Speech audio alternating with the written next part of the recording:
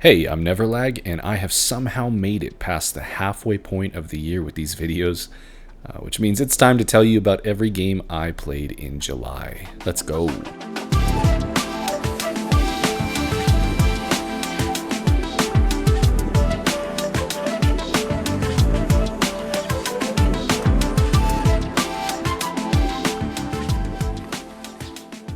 To start things off, we have Hell Is Us, and let me say right off the rip, this game did not get enough attention. My elevator pitch would be that if you loved Control, if you love the challenge of mentally mapping labyrinthine level design in something like Dark Souls, if you love collecting puzzle pieces, and if you're okay with a decent amount of reading, this game is definitely for you. Most of you probably remember Hell Is Us from early 2025, where they had a very strong marketing campaign that painted themselves as the anti-Ubisoft game.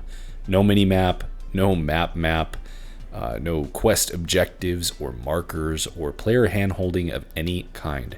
Instead, forcing players to rely on their own reasoning, environmental observations, and NPC conversations to navigate and progress. First of all, don't threaten me with a good time.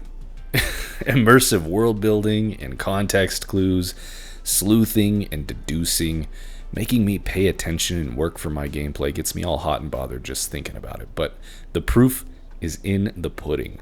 You can get me all titillated with the idea of removing player handholding, but if you're writing, world building, and general puzzle mystery design just sucks, then it's all going to become a chore rather than a charm. Thankfully, though, it was not all talk. It was not all marketing. I think Hell Is Us truly delivers on the promise of that marketing campaign. But let's back things up for just a minute so that I can tell you a little bit about what this game actually is. It is a third-person action-adventure game with a heavy emphasis on world building and puzzle solving. The majority of your time will be spent either in combat, exploring the world, or reading dialogue and documents. Really, though, the greatest strength of this game is its world building. It takes place in a fictional country called Hadia, and Hadia feels like a fully realized land of mystery. From a multifaceted depiction of the Civil War tearing it apart, to the locations that are a bizarre mix of mid-century, World War II, and 80s retrofuturism, its political intrigue, past and present, and the sudden appearance of paranormal creatures and time loops known as the Calamity. There were times where the world can feel a little overwhelming with proper nouns and nomenclature, but by and large, I was fascinated to pour through all of these texts and documents in order to learn more about this strange place. To speak just a little bit more about the writing, I found it to be very believable and engaging throughout the game. The dialogue with NPCs specifically adds to the world building, as each person that you talk with can be asked specifically about their views on Hadia as a whole, the Civil War, the two factions within that Civil War, as well as the paranormal creatures that have appeared. And this constantly provides you with new and different perspectives on everything, just when you thought you had the whole picture. If world building is the best part of Hell Is Us, then the locations are the best part of that world building. They serve as ultimate payoffs for the storylines you follow. At a certain point in the game, you will be tasked with locating 3 MacGuffins, and the process of locating each one involve drawn-out investigations that will take you all over the map and culminate in a sort of dungeon. For me, it was these dungeons that were truly the highlight of the game, as each of them were unique and memorable and had really cool set pieces that would make Indiana Jones and Lara Croft blush. But beyond that, they also managed to act as visual exclamation points to the story, because you would stand in these locations and feel the weight of what took place in them. And that's a hard thing to pull off. It's really impressive, and it is definitely the thing that is going to stick with me from this game as really the pinnacle of what Hell Is Us had to offer. All of this, though, does presuppose you are willing to invest in reading and understanding the story. I imagine Hell Is Us is very much a game where you get out of it what you put into it.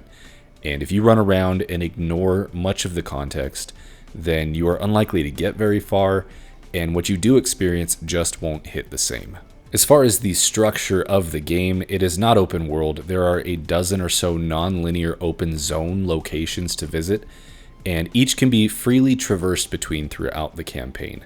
I came to really love this design concept, as each new zone felt like its own little diorama or maybe movie set, fully dressed with a story to tell, threads to pull on, characters to meet, and mysteries to unravel. Not to mention that each zone further contributes to the greater plot and picture of Hadia as a whole. So overall, these spaces had an impressive sense of place and time, and I was always fascinated to arrive at the next location and explore it from top to bottom.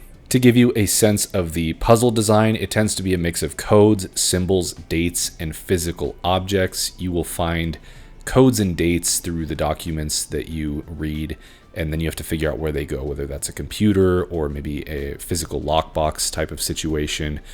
Symbols, you will often have to figure out what order they go in to open some sort of contraption or ancient door. And then physical objects tend to act as a lock and key type of deal, where a certain shaped object will fit into a certain shaped keyhole at some point during the story. Overall, I enjoyed this part of the game. I guess I wouldn't describe it as a straight up puzzle game. It's more of a detective style game, but I found them satisfying, not overly obtuse. You do kind of have to know when to move on from something if you don't have the right information or the right object.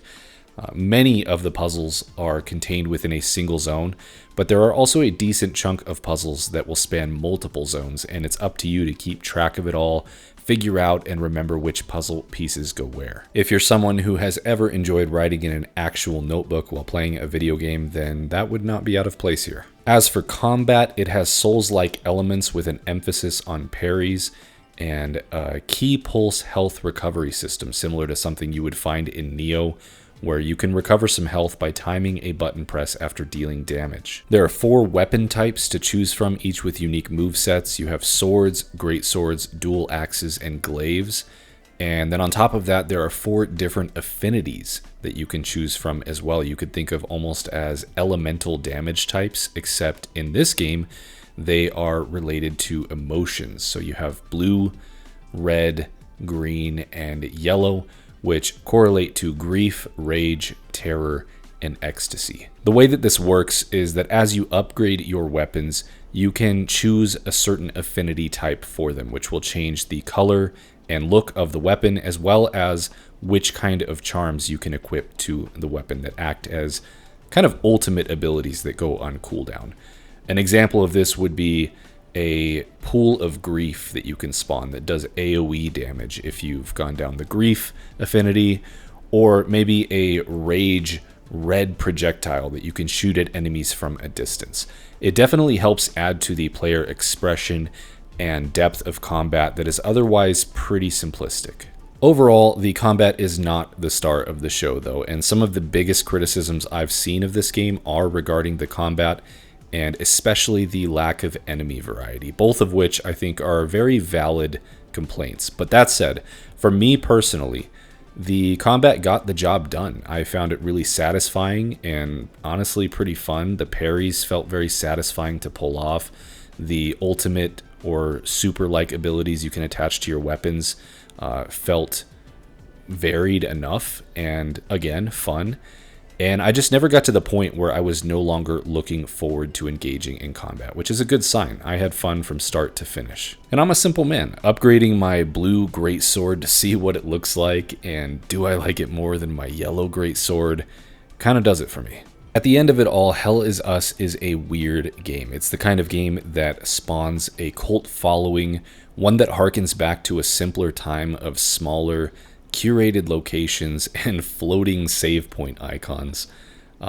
It's the kind of game that you could legitimately get stuck in at any point and not know where to go or what to do if you weren't paying attention. And that just kind of takes you back in time to when you're 7 years old, stuck in a Zelda dungeon. Is that good? Is it bad? I think that very much depends on who you are and what you want from a game. As for me personally, I loved this game. I loved my time with it. I'm very, very glad that I got around to playing this, even though I'm a little bit late. And I'm also very sad that I don't think this game did well enough commercially, because this is a game that I would love to see this studio get a second chance at a second iteration and evolving this formula, because they did such a killer job with so many aspects of this game. I would love to see them expound upon the combat and the enemy variety and some different things that maybe were a little more AA or jank or lackluster in this game. I'd love to see them get the chance to improve those things. But as far as what this game is, if what I've described sounds good to you, check this game out, because I was thoroughly engrossed, immersed in this world, and I do think that in all of their very specific decisions, they chose to not make a game for everyone. And I'm glad, because in the end, they very, very much so made a game for me. All right, let's move on to game number 2. And what better way to follow up the anti-Ubisoft game than with a Ubisoft game? Lever, Johnny, lever, hey. Oh, lever, Johnny, lever, for the voyage is long and the winds don't blow, and it's time for us to leave her. At least that was the idea, and I have long wanted to play Black Flag. Many regard it as the best in the franchise, and it turns out if you wait long enough, they'll just remake it. Coming off of Hell Is Us, this seemed like the perfect opportunity to use an honest-to-goodness Ubisoft game as a palate cleanser, as a comfort food, open world, checklist, objective marker-driven type of game. And in a sense it was, but also unfortunately this game did not land for me personally in the way that I was hoping. But there is plenty of good to discuss, so let's start there. For starters, I love pirates. That is an easy win.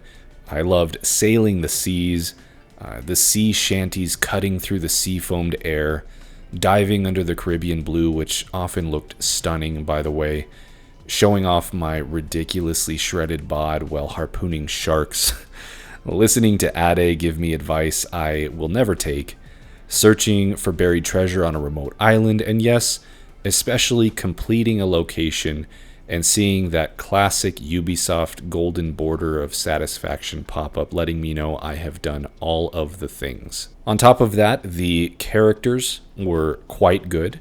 You had the comedic relief of Mr. Bonnet, the always dependable Adewale, the adventurous Kid, and even Edward himself with his insatiable wanderlust for riches at the cost of people who matter to him. Together, this cast told an actually compelling story, which is something modern AC games really don't seem to know how to do anymore. There were some really, really cool, memorable main missions, a solid amount of open world checklist variety like the aforementioned harpooning, deep sea diving with your diving bell, which is that a real thing? That's insane that people would dive way down deep into the water with just a diving bell for oxygen. That's crazy if true. I'm sure it is. And then you had, classic Ubisoft camps to clear out and decent naval combat, etc. A lot of good things here. The setting, again, is 10 out of 10. Love pirates. And by and large, the game also looks and runs really good. Unfortunately, though, at the end of the day, there were just many, many times where I did not feel compelled to continue. I think by far the largest reason for this was the technical state, which I mentioned this game looks and runs great, but beyond that, this game is glitchy, it is janky, the parkour is often a disaster and really immersion breaking from moment to moment. It really just feels like this game wasn't fully ready, or maybe they didn't do enough under the hood to fully modernize it in certain ways. For some added context, my first Assassin's Creed game was late. I was late to the party, and my first one was Origins, which I still hold in very high regard. I still think it is the best modern AC game by a country mile, and it's just not even close, to the point where Assassin's Creed Origins honestly makes it into my top 20-ish games of all time. I think that game is just phenomenal when it comes to Bayek as a character, Egypt as a setting, and the bar for parkour in that game the standard was set there. And I'm not sure it's the difference between that and the most recent Assassin's Creed game really is minimal. They kind of perfected it there with Origins.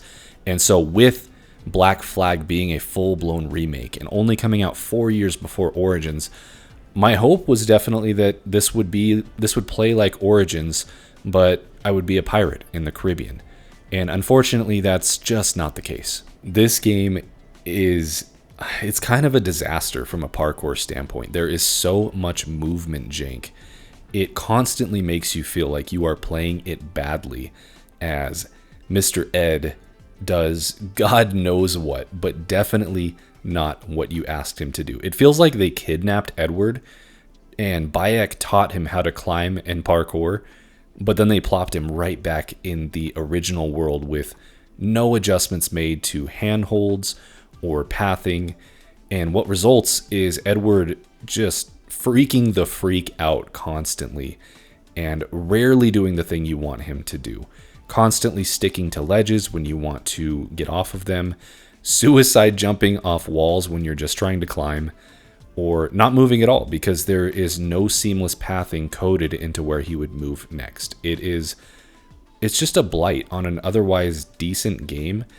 And though I did eventually get used to it and learn to minimize the erroneous behaviors of Edward, it never stopped feeling like constant friction to exploring the world. You know it's bad when like half of my videos are of Edward doing just insane things that I am definitely not trying to do. But part of me does wonder though, if the parkour were fixed and worked flawlessly and this game played like Origins, would I have loved this game?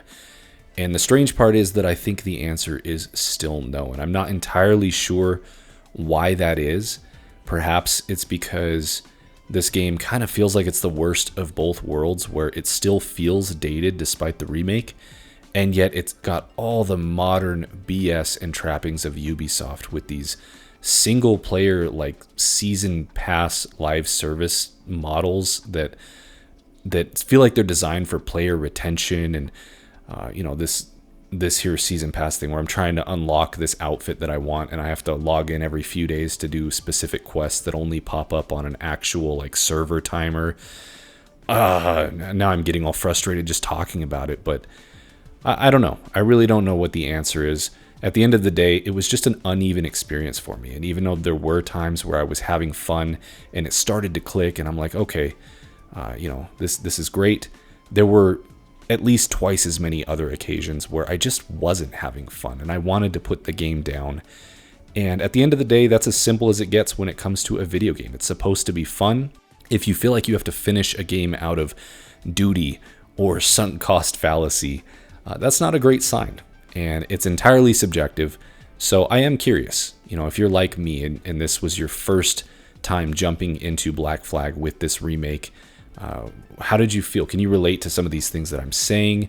Or am I being overly critical? And then on the flip side, if you're someone who has those rose-colored, nostalgia-tinted glasses and you love the original game, what was your experience like playing this remake? Let me know.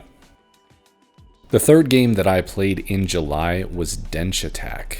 This is a game that I featured in one of my Steam Next Fest demo videos, and one that I really enjoyed the demo for. It's very flashy, it has a ton of personality, really cool art style, flashy, frenetic, fast-paced gameplay, and really reminds me a lot of Tony Hawk and especially Ollie Ollie World, which are both games that I really, really love. But for some reason, the full game didn't land for me, so I don't have a ton to say about it. I think the main thing for me is that it is so bombastic in its visual art design that it actually crosses a line where the visual clarity is lacking for me, and it's kind of hard to tell what's going on sometimes. It can be difficult to figure out where to go. A lot of this is trial and error where you're trying to reach certain parts of the map or the track and you really just don't know how to get there, and everything is moving so fast and there's so much in your face, and it's a little overstimulating. It kind of felt like the TikTok visual version of a video game to me personally, but that's just me. This game really popped off. A lot of people really liked this. It sounds like there's a lot more video game here than we were maybe expecting. And yeah, the sentiment is overwhelmingly positive. great reviews. So I don't hold anything against it. I'm glad that a lot of people are loving it. I probably won't be finishing this one. As for the fourth and final game that I played in July, that would be Palworld. Back when Palworld first released into early access, much like most of Planet Earth, I lost an entire month to this game. Just completely addicted. Not just me, my friends, my wife. We lived within the world of Palworld. We went out of our way to get a third-party server so that we could all have a persistent world that we could jump in and out of regardless of who was online. We could build our own bases and visit each other, and we lost sleep, productivity. It was a complete disaster, and by the time I woke from my Palworld coma, I thought, you know what? The only time I'm going to come back is when this game hits 1.0, and God help me. If you are somehow someone out there who does not know what Palworld is yet, it is the combination of creature collection and survival, and it does so to terrifyingly great effect. Basically, you will venture out and fight and collect various creatures known as pals, and once you capture them, you can use them in combat. Some of them you can mount and ride around on, and then all of them you can use at your base for the survival aspect of things, which sees the traditional survival gameplay loop of gathering twigs and rocks and leaves and turning them into axes and workbenches and more complex things as the game progresses, all with the added benefit of you can enlist your pals to basically run your base and automate certain things so that while you head back out to explore and level up and gather more pals, your current pals can be at your base automating certain processes like making things or collecting resources, and all of it just works astonishingly well. It is impossibly addictive. So here we are with 1.0, and I started a new character in a new world because I wanted to experience the game from the beginning and see what was new, see what has changed with the 1.0 update. And after the tutorial, I beelined it for one of my favorite locations to build your first real base in the early game, and was immediately terrorized by this high-level Masando, which is like a green panda bear, and he was just not having it. He was not about that life. He did not like that I was here, and it turned into all-out war. I had to basically I had to erect giant gates and walls to try and keep this thing out. And it was kind of dumb, but I left this little spot in my wall where there was an ore node, and I'm like, oh, I'll just leave this tiny little crack because then I can harvest this resource. No big deal. Surely nothing will peep through this tiny crack in the wall and murder everyone. And at one point, I turned around, and there was the Masanda standing right in the crack in the wall, glaring at me with these evil red eyes, and then he proceeded to murder everyone in my encampment. So good times. Anyways, there is my little anecdote from my recent time with Palworld. I will say, having jumped in for probably about 10 hours here in 1.0, I had a few key takeaways. And the first is that it doesn't really feel that different from early access when I played it years ago. And I'm sure it probably will more toward the mid game and the late game, but I was really surprised at how these first 10 hours felt pretty much identical to what I played all those years ago. So there's that. And then another takeaway that I had is that Palworld is like the definition of a game that is greater than the sum of its parts, because no one aspect of Palworld is excellent, if that makes sense. Like if you take a look at the assets and the art style of this game, it's not great. It's not that impressive looking. It kind of gives friend slop. If you look at like the NPCs, the writing in this game is pretty poorly written. There's no voice acting. The sound design is pretty bad. The animations for the player character are kind of downright terrible. Like whether you're jumping or climbing or moving around the world, it just doesn't look or feel good at all. So like no one aspect of this game is excellent, and yet all of these pieces come together to be impossibly addicting, impossible to put down. And I don't know, I guess that's just something I've noticed. I don't know what to do with that information. It kind of makes me more and more frustrated with Pokemon, which is hard to do. I thought I had reached my limit, but like, it's just crazy that a game like Palworld can do no one thing exceptionally, and yet all of the systems here are in place to create a game that is just fun and impossible to put down. And then my final takeaway from my time with Palworld this month was essentially that you really only get one shot with a game to be fully pulled in by it and to lose yourself to a video game, if that makes sense. Where I have long waited for 1.0, and I thought when 1.0 hits, it's going to be just like, there's going to be so much new content. It's going to have been long enough. I'm going to lose myself into Palworld the way I did when I first played it in early access. And that just isn't the case, at least not yet. We'll see if that changes as I get closer to mid-game or late game. But yeah, that's kind of why I've always been an advocate for not playing early access games, especially ones I know that are going to matter to me, because I want the time that I sit down and I get sucked into a video game, I want it to be the complete product. And Palworld was one of the few examples of a game that didn't happen for. I did play it in early access because it took the world by storm. It came out of nowhere. It wasn't something I was anticipating. And as such, yeah, I don't think that even with the 1.0 update, it will ever have the same effect that it had when I first booted it up all those years ago. And part of that could be, I've been playing it single player this time around. I don't have the social element to it where, all my friends are running around the world and I'm checking out on their bases and things like that. So we'll see. And maybe it'll change as I get further into the game and see some new content. Who knows? I will update you if and when that happens. And beyond that, just let me know. What do you think about Palworld? Are you jumping into it for the first time? Or like me, did you wait for the 1.0 update and now you're jumping in for the second time? And what do you think about it? Irregardless, that is going to do it for every game I played in July.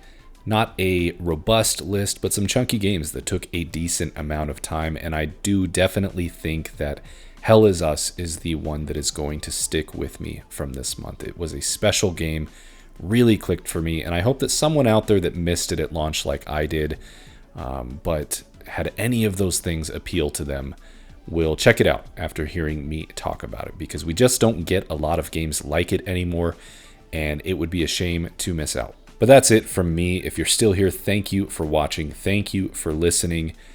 Be sure to drop a like if you haven't, subscribe if you haven't, and I'll catch you in the next one.